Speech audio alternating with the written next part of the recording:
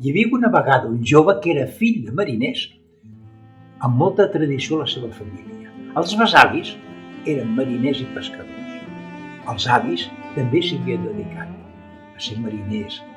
El pare encara pescava i fins i tot tenia germans que eren pescadors. Però ell ja n'estava fart de l'olor de la mar, de les xarxes, de desmallar peix, de sortir sense veure el sol, de tornar de nit. Ja en tenia prou.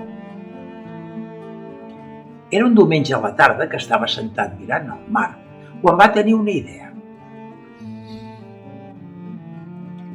Me n'aniré terra endins, buscaré una dona que es vulgui casar amb mi i m'oblidaré de la mar i seré feliç.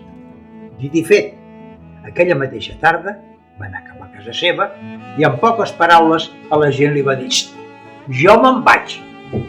Es va posar el millor vestit que tenia, es va pentinar amb una clenxa a un costat i va sortir de casa. Abans va agafar un rem i va marxar. I camina que caminaràs, va anar a un poblet terra endins que li semblava que era prou lluny de la mar. En arribar, hi havia una placeta i amb un portal hi havia una mossa que estava cosint. S'apropà amb ella i sense saludar, ni bona tarda, ni bon dia, ni ase ni bèstia, li va deixar anar així. Hola, tu em pots dir com es diu això que tinc a la mà? Ensenyant-li el rem.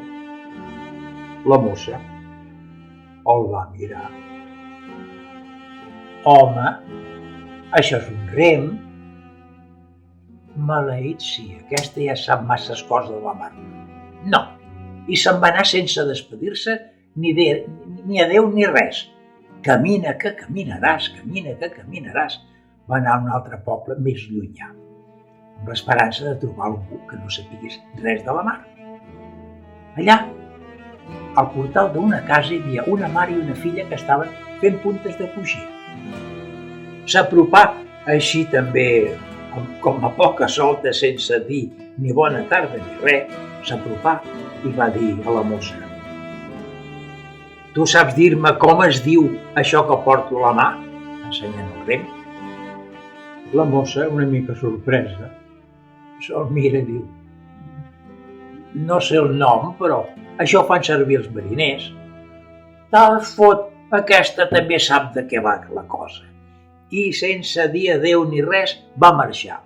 Camina que caminaràs, va arribar a un altre poble. Anar buscant, aviam si hi havia alguna dona. Quan va veure venir una mossa amb un cistell i així de sobte li pregunta: tu saps dir-me com es diu això que porto a la mà? Ensenyant-li el rem.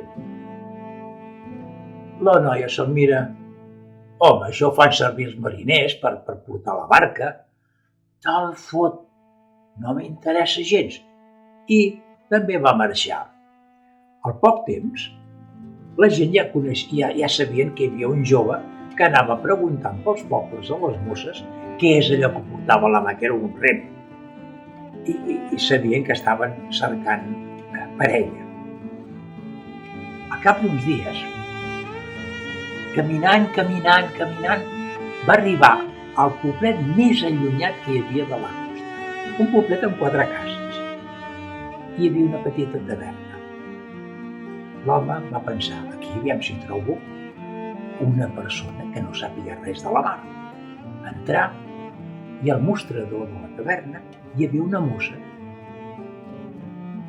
I sense preguntar ni bon dia ni res, li deixa anar. Em pots dir com es diu això que porto a la mà? La mossa, sense donar gaire importància, s'ho mira, s'ho torna a mirar, diu: no sé com se diu. Això deu ser per remenar la farina quan es fa el pa, oi?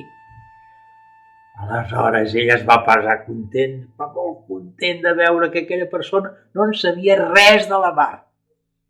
I així mateix li va deixar anar. Et vols casar amb mi? La mossa, ni sorpresa ni no sorpresa, ràpidament va dir: doncs sí. En 15 dies ja estaven casats. I va arribar el dia del casament i a la nit de noces se'n van anar a l'habitació. Es varen treure els vestits, es varen ficar dintre el llit i ella, apropant-se amb ell, li va dir: maridet, maridet, per on entrarà la barca a port? Per la proa o per la popa? Te'l fot, que tu sabies de què anava tot això. I ella va dir: oh, i tant, no tenia que aprofitar l'ocasió. I es varen posar a riure tots dos. I bé, varen ser molt feliços. I ja que estaven casats, doncs mira, aprofitar l'ocasió. Però aquí s'acaba la història, no us penso explicar res més. Conte contat, conte acabat.